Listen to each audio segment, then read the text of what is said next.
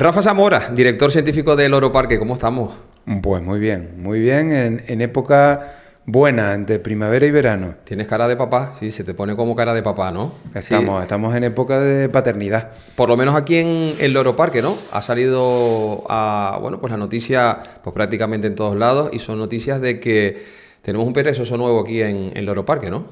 Pues sí, un colofón para la continuidad de nacimientos que hemos tenido últimamente, que hablan bastante de ese bienestar que buscamos en los animales, y en este caso casi de que de sorpresa, porque justo el perezoso que acaba de nacer es de una madre con mucho éxito, que ya ha tenido otros bebés anteriormente, y ahora se viene con esta miniatura súper saludable, fuerte. Y que ha sido una sorpresa, me contabas, ¿no? Porque el perezoso no es de los que tú sabes que está embarazada, que se le ve en el estado de gestación, sino que lo esconde muy bien. Este es un perezoso de dos dedos, es una especie, pues, vamos a decir que muy peculiar. Es un animal del dosel de la selva tropical, o sea, de la corona.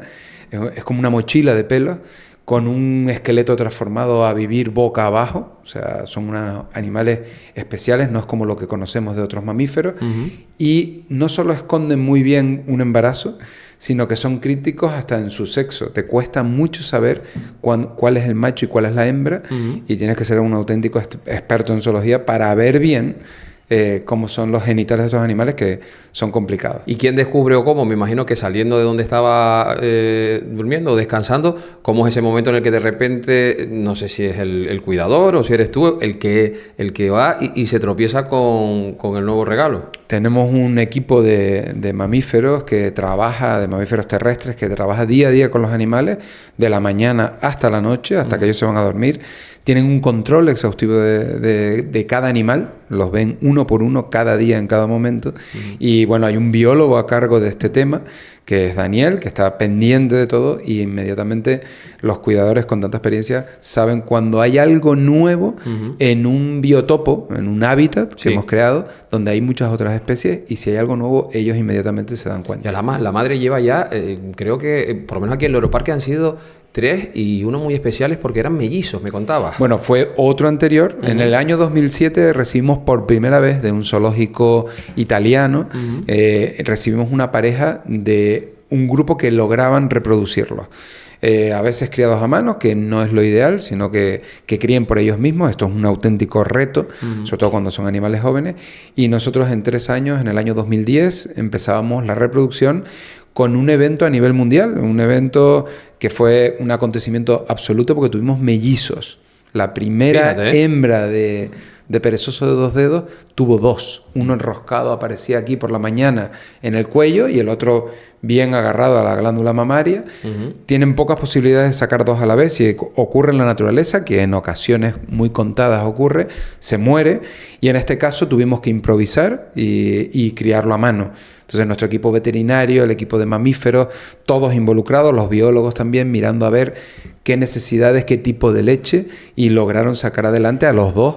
Uno lo sacó su madre y otro lo sacó, sobre todo una madre. Tuvimos aquí una veterinaria que día y noche, como si fuera su propio bebé, lo sacó adelante, y es un reto único porque son muchos meses de trabajo.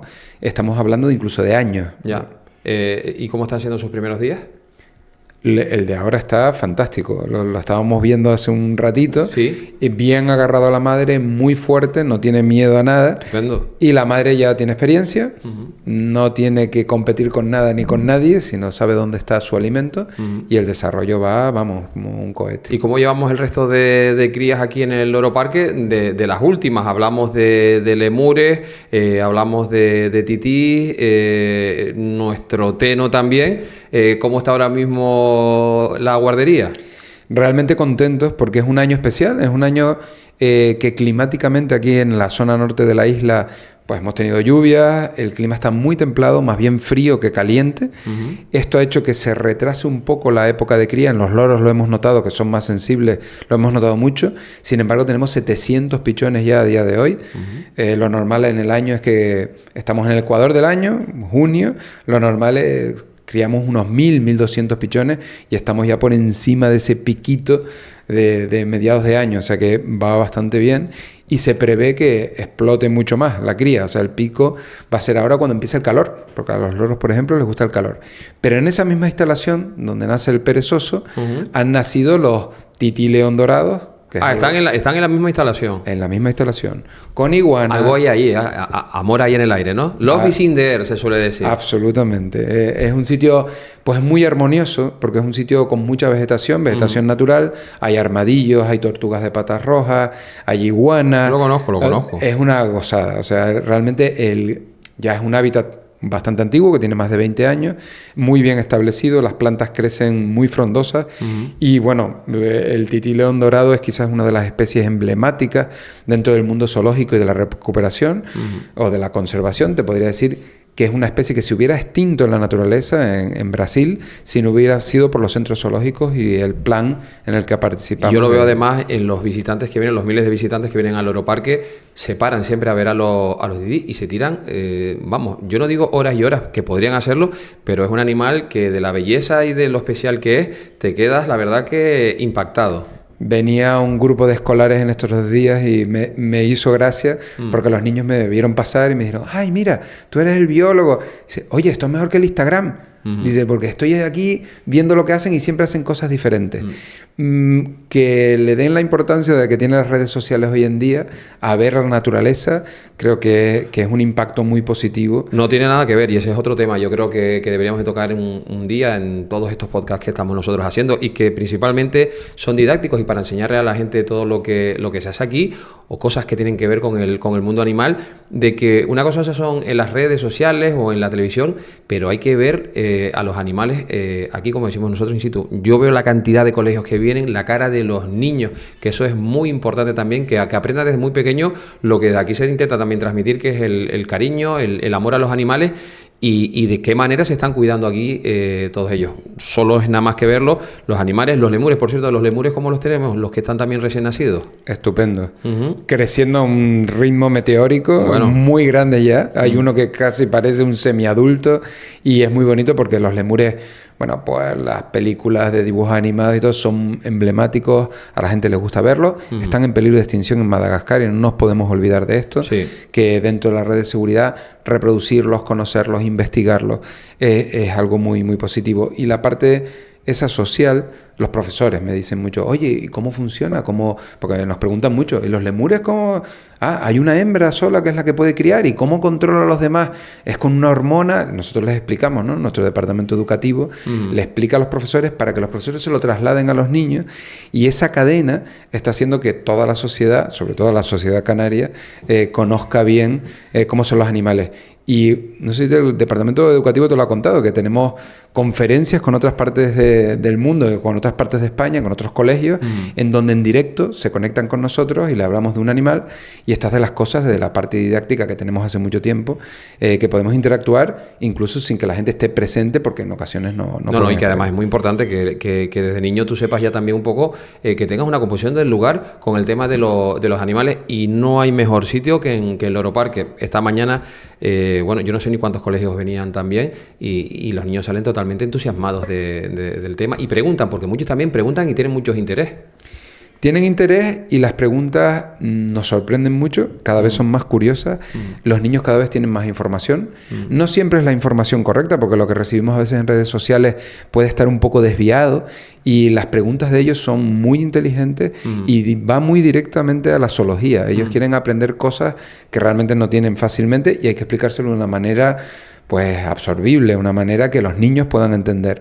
Entonces es bonito porque tenemos que buscar la manera de pasarnos del lado científico o del lado educativo, pasarnos al lado divulgativo, y que ellos entiendan cómo es la biología. Y que sean ellos mismos los que entiendan y que cojan sus propias opiniones. O sea, no por lo que veas en la televisión o por lo que veas en las redes sociales, sino vete, porque aquí somos totalmente transparentes. Que vengan aquí, que vean cómo son los animales, cómo se les trata, cómo se les cuida, bueno, pues la historia de cada uno, y eso también es muy importante. Me recordabas que, me señalabas que Son cerca de 700 ya de pichones los que llevamos ya criándose aquí este año. 700 pichones de loros. Esta es la mayor reserva genética viva de loros del planeta Tierra. Es una reserva reconocida a nivel mundial. Y no solo la representación que ve la gente en Loro Parque de los loros del mundo se pueden ver aquí. Algo estoy escuchando yo de... Estás escuchando porque hoy yo quería tener un sonido de la naturaleza. Hoy tenemos un visitante, ¿no? Hoy tenemos un visitante. Bueno. Un visitante especial. Por primera vez en esta mesa de este podcast. Un profesor me lo decía el otro día. Dice, por fin podemos oír cosas que no conocemos y esta es la voz de los animales silvestres. Vamos a oírlos. Venga, dame un segundo porque me sumerjo. Vamos a ver... ¿Quién nos ha visitado hoy? ¿Quién nos viene de hacer una visita? Y se nos va a hacer muy, muy rápido también. A ver si le van a empezar a gustar también los micrófonos. Por aquí tenemos también, que nos está enseñando Rafa. Una incubadora aquí. Viene de una incubadora. Y aquí tenemos... ¿Qué es lo que tenemos, Rafa? Esto es una espectacular, una cacatúa blanca, una cacatúa alba. Animales que son de Indonesia. Y este ha sido criado a mano porque sus padres han empezado a criar muy jovencitos, muy jóvenes todavía para la madurez. En la naturaleza pierden los primeros pichones porque están practicando, no saben incubar. Nosotros aprovechamos todas las primeras puestas y las salvamos y podemos utilizar una técnica auxiliar que es la cría a mano. Y este viene de la Baby Station, que está aquí en el parque, transparente, que el público la puede ver, pero he querido traerlo aquí a ver si somos capaces de escuchar la voz. Estaba chillando ahora, no sé si el micrófono... Antes lo estábamos escuchando, pero basta que lo traigas para acá para que no se le escuche. No, y es algo que no le puedo decir que haga porque no tengo manera de estimularlo. Solo, únicamente, un poco así, me he lavado las manos, me las he esterilizado antes de tocarlo. Normalmente esto lo hacemos con unos guantes. Y este es el sonido de un bebé. Esto cuando vamos en la selva, cuando estamos haciendo los trabajos de campo, este es el sonido que te permite saber cuándo hay un árbol, porque es dificilísimo encontrar el hueco del nido que han escogido y tienen que defender. Los padres se van y a veces escuchas este sonido y este es el sonido de un bebé de cacatúa alba pidiendo de comer porque somos su padre adoptivo. Y ahora acaba de comer hace un rato. Aquí se puede ver el buche. No sé si los que lo pueden ver, los que lo oyen no, pero las cacatúas tienen un buche en donde está la comida y ahí lo van digiriendo, predigiriendo, y hay unos movimientos que permiten saber la salud que lleva el animal. Esto es un bebé que no le ha salido la pluma, las alas todavía están con los cañones, está muy, muy pequeñito. Y este es un animal que hay que cuidarlo con mimo. Ahora lo llevo a la incubadora, que está a 33 grados exactamente. Criarlo es una ciencia, no es algo que podemos hacer en casa. De hecho, de aquí tiene que crecer, pasar por un kinder, estar con otras especies, pasar meses con otros congéneres para saber que es un loro. Vamos, como un niño o una niña. Lo mismo, o más todavía, porque yo creo que los cuidados muchas veces son hasta más que con los seres humanos. Dices bien, porque es más complicado que un niño, en el sentido de que el niño va a seguir con nosotros, le vamos a seguir enseñando, pero ellos tienen que aprender a ser loros cuando no queda más remedio que utilizar esta técnica artificial, auxiliar, que es la cría a mano. Esto es una ciencia, hay que aprender a dar de comer. No todas las especies comen lo mismo, no todas las especies comen igual. Para eso necesitamos 2 o 3 podcasts para explicar un poco cómo es la nutrición de las aves. Pero hoy, como ejemplo, hemos oído la voz de una cacatúa alba. Y es un privilegio porque no todo el mundo puede oírlo ni en la selva ni bajo cuidado humano. Vamos a ver si podemos escucharlo otra vez, a ver si es posible.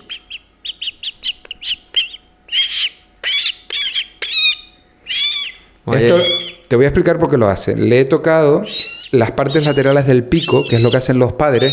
Los padres vienen desde aquí arriba y ellos chillan para pedir la comida.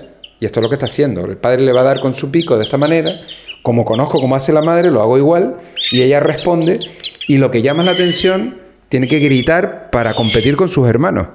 Por eso hace este sonido tan interesante. Pues no le queda nada. Vamos a llevárnosla allá, si te parece. Vamos ya para la incubadora, bebé. Rafa también. Que hoy no hemos tenido, la verdad que esto ha sido un auténtico lujazo. Rafa Zamora, director científico del Loro Parque. Como siempre, amigo, muchas gracias. Un placer, encantado.